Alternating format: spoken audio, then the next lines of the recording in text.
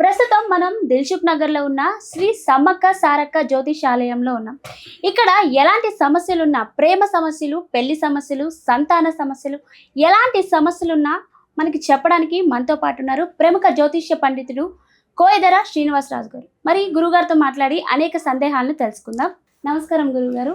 ఓం నమ శివాయ, ఓం నమ శివాయ. జై కొండదేవత అంబవారు పరబ్రహ్మ పరమాత్మ నమ జగతుర్తి పరయ బ్రహ్మ హరిహరాయ శ్రీ గుణాత్మవే సర్వగవతిగామి దర్శ దర్శ దత్తాతిర నమసంతిని సిద్ధి కురు కురు కురు కురు కురు స్వహ. ఓం నమ శివాయ.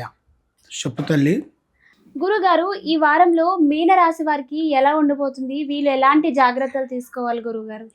ఈ మీనరాశి వాళ్ళకి అదృష్ట గడియలు, రావు గడియలు, స్థాన గడియలు, పూజ గడియలు చాలా వరకు ఈ మీనరాశి వాళ్ళంటే వీళ్ళకి తెలివితేటలు ఎక్కువగా ఉంటాయి, ఆలోచన పెద్దగా ఉంటుంది. కాబట్టి వీళ్ళు ఏ కార్యక్రమం కానీ, ఏ పనైనా కానీ, ఎంతలా పనైనా కానీ సులభంగా తెలుసుకోగలుగుతారు, సులభంగా పని మూవ్ అవుతారు, అంటే ముందుకు వస్తారు. మరి ఈ మీనరాశి వాళ్ళకి మెయిన్గా అదృష్టము, జీవితము, లలాటకము, యోగము, నక్షత్రము, స్థానబలం. వీళ్ళకి స్థానబలంలో మార్పులు కొన్ని రాబోతున్నాయి. అంటే ఇల్లు కట్టడం కానీ, లేదు ఒక ఇల్లు కొనటం కానీ, లేదు ఉన్న ఇల్లు మార్చి దాన్ని డెవలప్మెంట్ చేయటం కానీ, గృహం అనేది వీళ్ళకి చాలా ఇంపార్టెంట్ అనేది టైం అనేది వచ్చింది. మరి ఇప్పుడు వీళ్ళు ఉండే ఇంట్లో అంత వెలుగు అనేది కనబడతలేదు. ఇప్పుడు ఉండాల్సిన ఇంట్లో ₹1,00,00,000 తెచ్చి బిగిని చేసినా కూడా అది 3వ రోజుకి నయా పైసా ఉండదు ఖర్చు.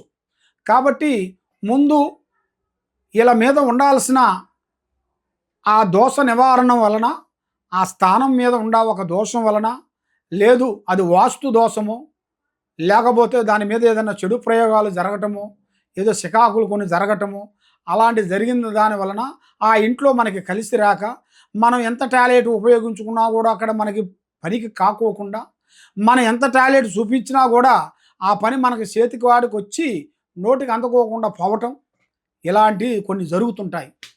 కాబట్టి మీరు మెయిన్గా చేయాల్సింది ఆ అమ్మవారు మీరు పారార్థన అనేది చేయాలి. శ్రీ మహంకాళి అమ్మవారు పూజించాలి. ఆ అమ్మవారు మహంకాళి అంటే ఆమె శక్తి స్వరూపిణి.